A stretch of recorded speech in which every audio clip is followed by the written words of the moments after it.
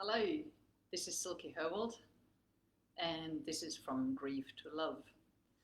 When you're out there, give us a heart, give us some hearts, give us some thumbs up, because this is Silky Herwold and this is From Grief to Love.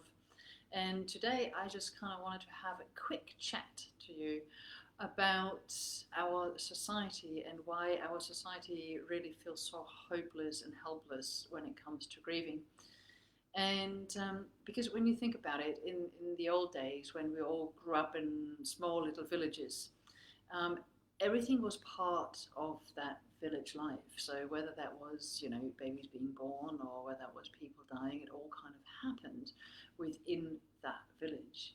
Whereas now, everything just happens in a very neutral environment. And as kids, we just don't learn those resources anymore.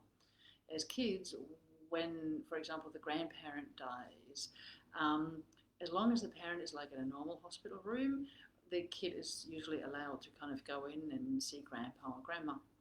But then, pretty much as soon as the grandparent goes to an ICU unit or into palliative care, the general consensus is kind of like, oh, keep the kids away, it's better if they don't see that, and all that.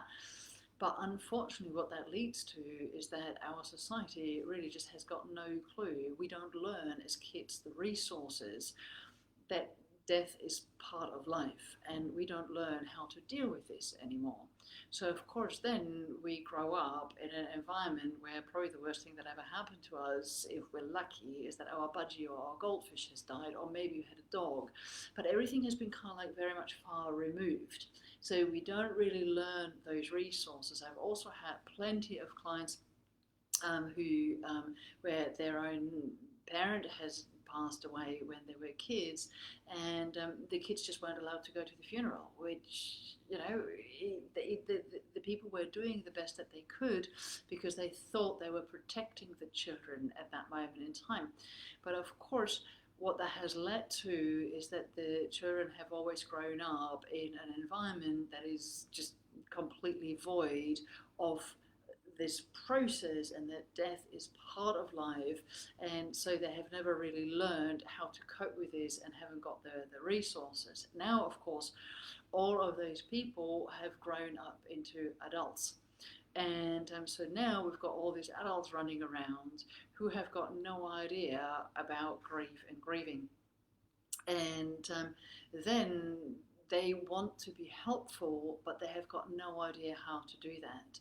For example, I was talking to a close friend recently, and she actually rang me and she said, I need your help.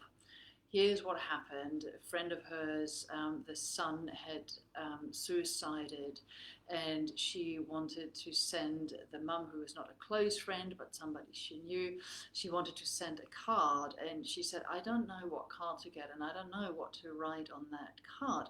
What can I do? What can I write that will help her? And I said to her, forget it. There is nothing that you can say, there's nothing that you can do that will help this mother feel better at this moment in time. There's absolutely nothing you can do that will take her pain away. And she was like, oh. I said, but what you can do is you can express that you're thinking of her. And for my friend, it was such a relief once she realized that there was nothing she could do to help this mum feel better.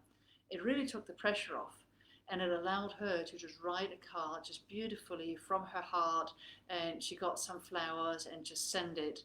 And but of course, most people think they got to do something, they got to say something to help that person feel better, because of course also our society puts such an emphasis on people feeling good. When you say, how are you, they usually is expected, yeah, well, how are you doing? But nobody expects to kind of go, oh my God, I'm doing terrible, because people don't know how to deal with that. And then they kind of say things that are really helpless. They're a misguided attempt at making the grieving person like feel better, or they say nothing because they just kind of know that nothing will help you anyway. But of course, all of that leads to this awkwardness. But the people just haven't really learned. Nobody has learned how to deal with somebody in grief unless they have been there themselves. And then people kind of reflect on what has helped, what didn't help so much, and then they're far better able to yeah be useful and to be helpful at that moment in time. So when because everybody kind of I think goes through those weird moments. I was working with somebody who where the manager she had lost her husband, and her boss just could not understand why she wasn't producing the results that she always used to produce, because after all it was 6 weeks ago that the husband died. And I was just like, oh my god. So it society is somewhat clueless, and just it's not about we need to forgive everybody. Yeah, that's lovely. Yes, of course we do want that.